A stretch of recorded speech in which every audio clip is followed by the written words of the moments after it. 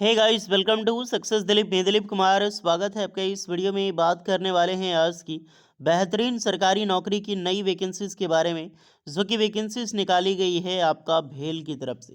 जी हाँ, भारत सेक्टर की सबसे बड़ी पीएसयू में से एक भेल भारत हैवी इलेक्ट्रिकल्स लिमिटेड की तरफ से फिर से एक बार नई सरकारी नौकरी की वैकेंसी निकल चुकी है, जो कि ऑल इंडिया के कैंडिडेट अप्लाई कर सकते हैं। जी हाँ, बेहतरीन वैकेंसीज है, बहुत अच्छी खासी सैलरी आपको यहाँ पर प्रोवाइड की जाएगी। डिफरेंट डिफरेंट पोस्ट पर वैकेंसी रिलीज़ की गई है। अच्छी पोस्ट है और सरकारी नौकरी है। कोई ना आप सभी कैंडिडेट के लिए कोई अप्रेंटिसशिप की अपडेट है, ना ही पहले की नोटिफिकेशन।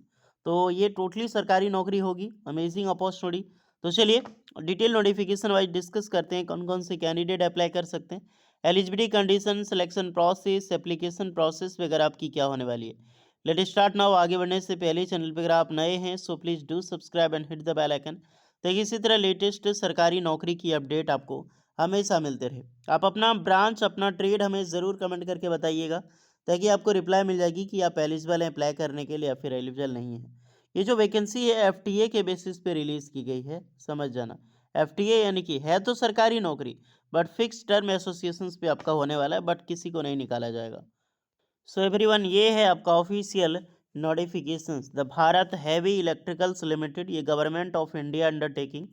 एडवर्टाइजमेंट देखा जाए एफटीए बेसिस पे रिक्रूटमेंट है। मैंने आपको बताया कि जो वैकेंसीज होगी टोटली एफटीए के बेसिस पे आपका ये एडवर्टाइजमेंट होने वाला है। फिक्स टर्म एसोसिएशन, इस पोस्ट के लिए ऑल इंडिया के कैंडिडेट अप्लाई कर सकते हैं।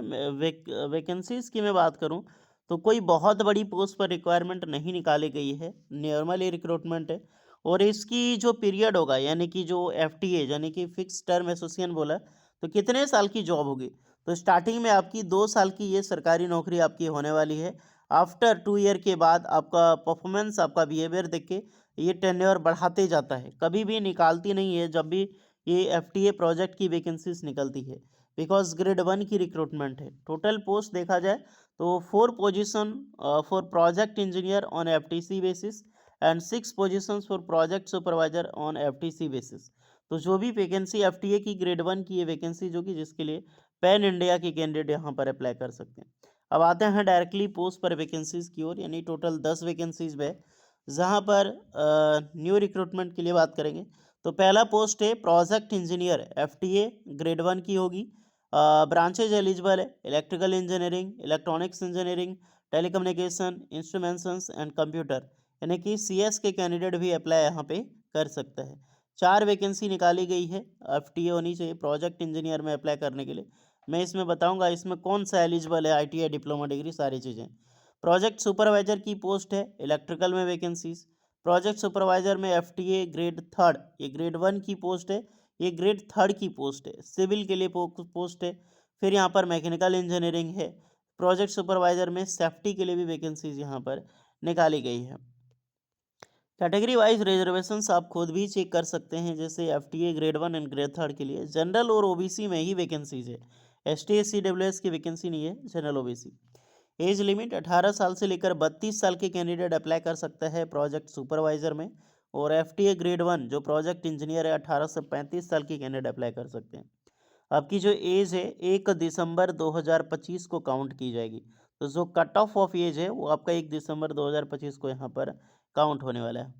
अगर मैं पोस्ट की मैं बात करूं, यानी कि जॉब डिस्क्रिप्शंस की कौन कौन सी पोस्ट है, तो पहली पोस्ट है project engineer, electrical, electronic, telecommunication, instrumentation और सीएस के लिए जो वैकेंसीज है एफटीए ग्रेड 1 में। अप्लाई करने के लिए फुल टाइम की डिग्री चाहिए। फुल टाइम की डिग्री आपने कर ली हो इंजीनियरिंग, यानी कि BTech इंजीनियरिंग आपने किया है, जैसे कि कौन से branch, electronics engineering, telecommunication, instrumentations, computer science, आप अप्लाई कर सकते हैं। 60% मार्क्स आपका होनी चाहिए। बट एसेंशियल एक्सपीरियंस है number of minimum 5 year of experience आपका दिस फील्ड में आपका होना चाहिए। नेक्स्ट पोस्ट पे आते हैं, इसमें बहुत सारी चीज़ें हैं, इसको नॉलेज क्या क्या बना जरूर देखिएगा। प्रोजेक्ट सुपरवाइजर की पोस्ट है, प्रोजेक्ट सुपरवाइजर में इलेक्ट्रिकल की पोस्ट है, तो डिप्लोमा इलेक्ट्रिकल इंजीनियरिंग यहाँ पर अप्लाई कर सकते हैं और मात्र 60% मांग की गई है।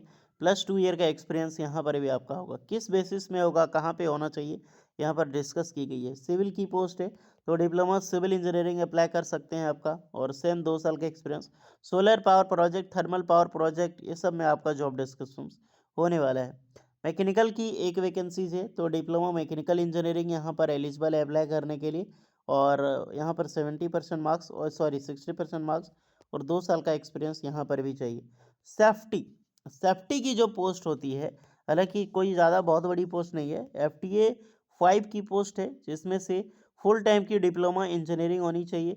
Branch civil engineering, mechanical engineering और इलेक्ट्रिकल इंजीनियरिंग यहाँ पर अप्लाई कर सकता है। इनके साथ सर्टिफिकेट होता है सेफ्टी स्टैंडर्ड का, एक सर्टिफिकेट होता है इंडस्ट्रियल सेफ्टी में होनी चाहिए।